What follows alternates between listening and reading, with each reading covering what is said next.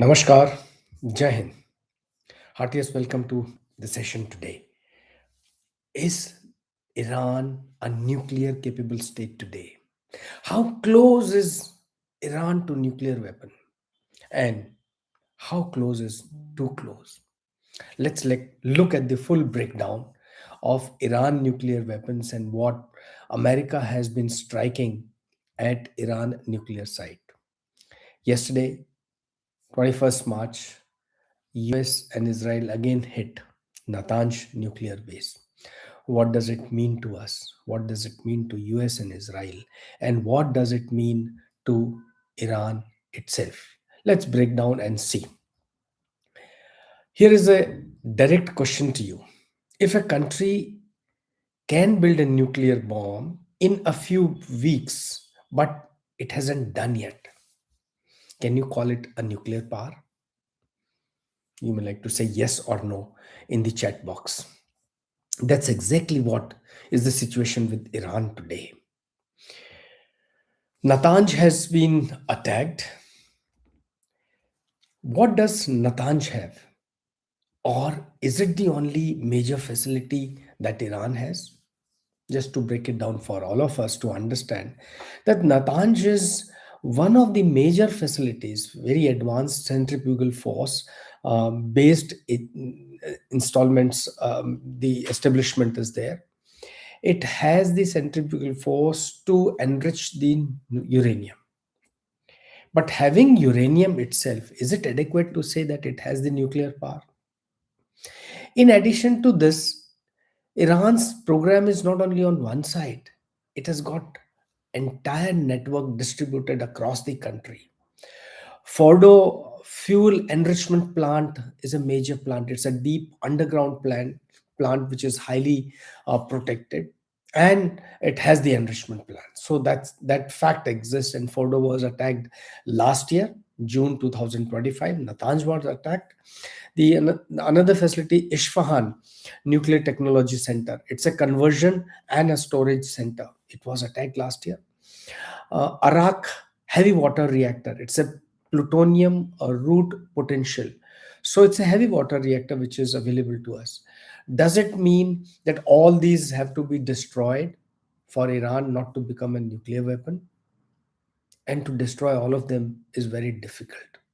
Let me add something more to it, that Iran has got 6 to 8 major uh, uranium enrichment sites and plants. It has got 17 to 18 other sites where large number of other smaller technical work is being done. But does it mean that it has the nuclear bomb?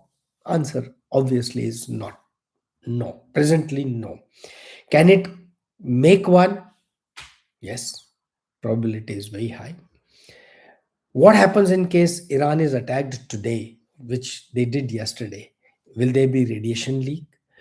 Can it impact into a nature and an environment disaster? Yes.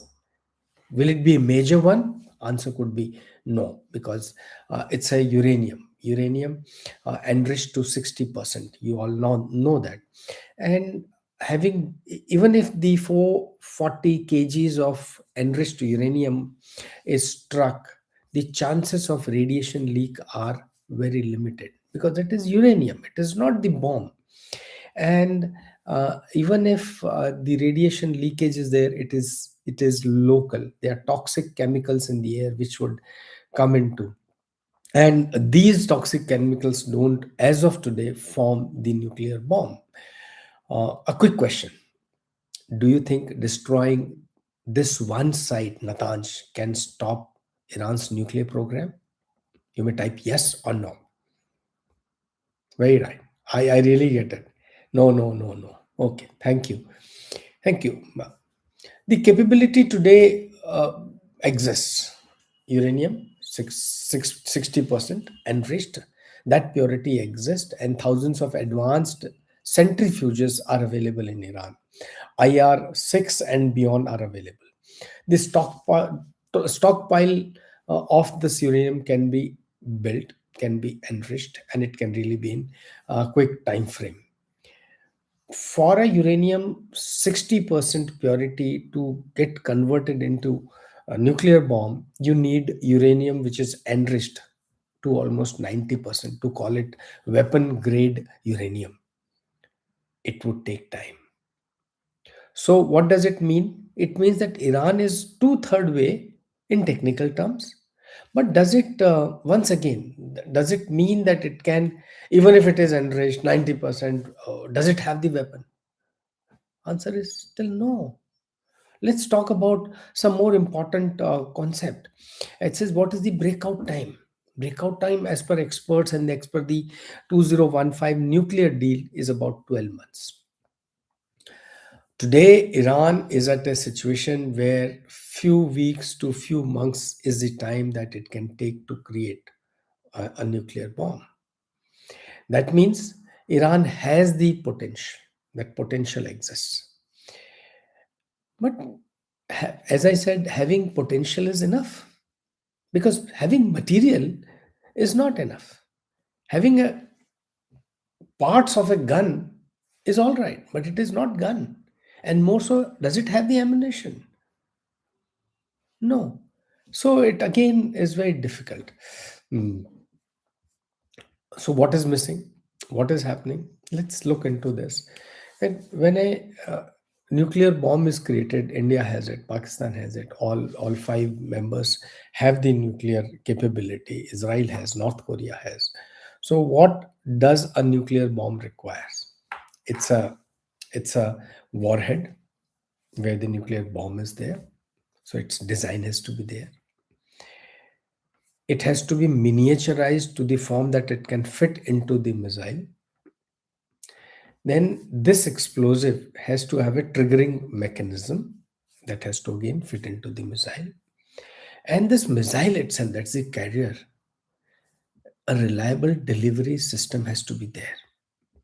Does Iran have? Yes. Iran has missiles that can fly up to 2000 kilometers. So if the same missile is redesigned, converted into delivering the nuclear bomb, then it becomes capable. Let's ask more questions to ourselves.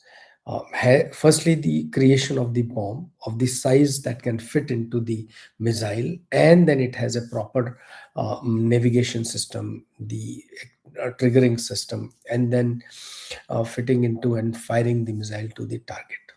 Do we have confirmed evidences on this? The public evidences say no. IAEA has inspected almost all their sites, barring some that may be secret or Iran may not have declared all of them. So, barring a couple of them, they have seen this, and presently there is no evidence of Iran possessing a nuclear bomb. Now, in order to possess a nuclear bomb, you really need to carry out certain experiments. We did that. We did that in 1974. We did that in 1998 in India, and thereafter we became nuclear capable. Has Iran done that? No. So does it have the weapon? It has the material, it has the potential, it has the will. So ultimately, the use of uranium for generating electricity for the nation or power or energy for the nation, it can develop the same material into weapon. Russia is aiding it. The Bush Shahar energy plant is being operated by Russia. So Russian engineers, designers, and all are there. So they can help actually convert this into the bomb. But the present situation, present bombing, etc., may not be immediately necessary. And if what President Trump said, that I will destroy the nuclear capabilities, so all that he is destroying is the nuclear facilities that can delay the progress on the energy or the nuclear bomb creation by Iran. So why do you say that Trump is striking again a Natanz facility and some more? So one obvious reason is that the centrifuges which are there for enrichment, they can be destroyed. The entire infrastructure can be destroyed. Now, having destroyed this, the delay in enriching or creating a nuclear bomb can further be delayed. But Does it mean elimination, or it's about buying time? Then, as we discuss, is it the only site? No, there are more. So, if you were a decision maker and you would like to strike Natanz today or wait for certainty, find out. If I may ask you a question, would you like to strike today for the same reasons as I explained, or you'd like to delay and wait for some more certainty? You may like to type strike or wait. Your decision would be in consonance with Trump or otherwise. Let's see the strategic reality. Iran today is what experts call it a nuclear threshold state. That means what? It does not, I repeat, it does not have a bomb today. Then what? It does have almost everything needed to make or build one bomb quickly. That can happen. Then its own allies, strategic allies, China, North Korea, Russia, they have the nuclear bombs.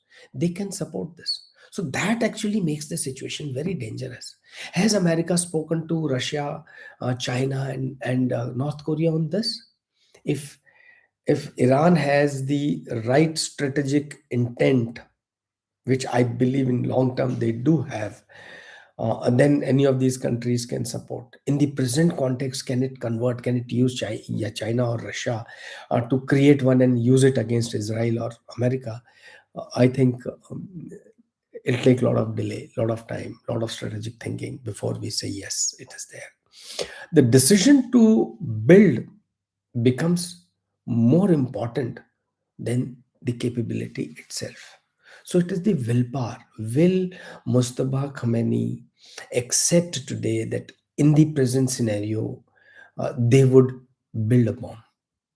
That's a major question. And that willpower or a strategic intent will convey whether Iran has the weapon in the near future. That's the question. Presently, it's known. It's known that it doesn't have, but it has the potential. It has the willpower. When will it convert? Is the question. So, is President Trump right in attacking all these nuclear sites? In delaying? Yes, the delay process is accepted, but destruction of the nuclear bombs in Iran is like what he did in Iraq. President Saddam was killed, but there was no weapon of mass destruction that was found.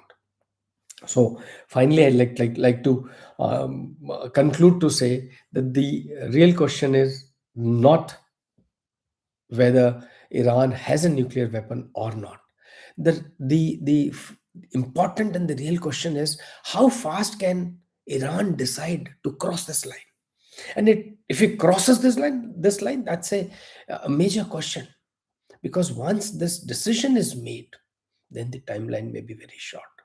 So, from that context, if President Trump is bouncing and wanting to destroy these nuclear sites, yes, the process of delay is created. So, the Iran is not able to build it in immediate time frame. Right. So, in modern geopolitics, what we observe is that power is no longer in what you have. You have a certain thing, the power is not in this. It is how fast you can create this. India has the bomb, it has the willpower to use, then the combined becomes very dangerous approach. In case of India, we have the power, but our regulations around the nuclear power, we have said no first strike. So that dictates will I my strategic intent. Is it the same in case of Iran? We have to see. They have not declared any strategy. They're saying that they don't have the bomb. And all that we're doing is the world is waiting, watching Iran very, very closely. Thank you all for watching. Uh, do share your feedback. I love to listen to more of them. And any topic, any suggestions that you have, I'll be happy to touch upon them. Thank you so much. Keep following, keep joining, keep interacting, keep a watch on the war. It has strategic repercussions. Thank you so much. Namaskar. Jai Hind.